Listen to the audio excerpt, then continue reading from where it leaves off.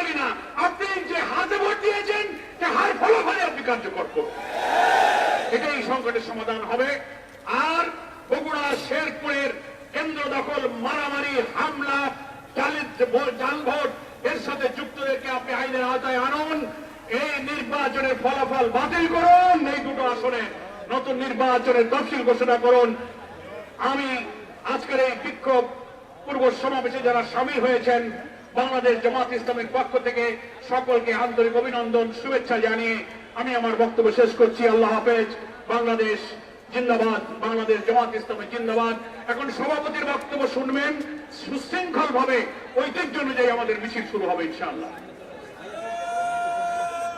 সংগ্রামী ভাই এবং বন্ধুগণ, এখন সভাপতির বক্তব্য রাখবেন বাংলাদেশ জামাত ইসলামী কেন্দ্রীয় নির্বাহী পরিষদ সদস্য, ঢাকা মহানগরী উত্তরের সংগ্রামী আমির জননেতা জনাব মোহাম্মদ সেলিম উদ্দিন।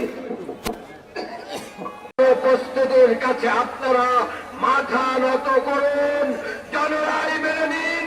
70% মানুষের রাজদিন ফিরে আসতে না পারে, সেই জন্য আইন বাস্তবায়ন করুন।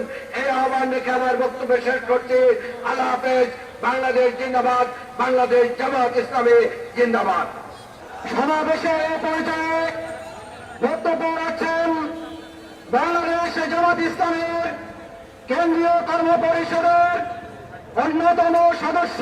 এর মাধ্যমে বিএনপি প্রমাণ করেছে তাদের চরিত্র কিন্তু আওয়ামী লীগের চরিত্র থেকে অনেক বেশি ভয়াবহ, এবং নিয়ে জনগণের বিরুদ্ধে গুম, খুন, আইনাগর তৈরি করে 15 বছর কাটিয়েছিল। সমাবেশ থেকে আমরা এই সরকারকে জানিয়ে দিতে চাই, গতকালকেই আমার প্রিয় তাদের বিচার একদিন এই ট্রাইব্যুনালেই অনুষ্ঠিত হবে।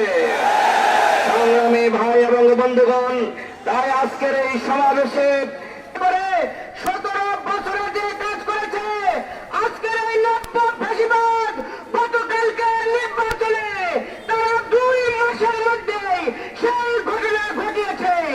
আমরা এই ঘটনার তীব্র নিন্দা এবং প্রতিবাদ জানাচ্ছি। সংগ্রামী ভাইয়েরা, তা ভোটের আগের দিন ওই বগুড়ার যিনি প্রার্থী ছিলেন, তিনি সাংবাদিক সম্মেলন করে বলেছিলেন কোন বোরকা পরা মহিলাদেরকে ভোট দিতে দিবে না, নেতা খুলে ভোট দিতে হবে। আজকে ইসলামের বিরুদ্ধে অবস্থান নিয়েছেন, বোরকার বিরুদ্ধে অবস্থান নিয়েছেন, যে অবস্থানটা শেখ হাসিনা নিয়েছিল। সংগ্রামী ভাইয়েরা, ভোট ডাকাতি, ভোট জালিয়াতি এবং মানুষের উপর হামলা, আমাদের শেরপুরের একজন ভাইকে তারা আহত করেছে, তিনি আজকে জীবন মৃত্যুর সন্ধিক্ষণে রয়েছেন।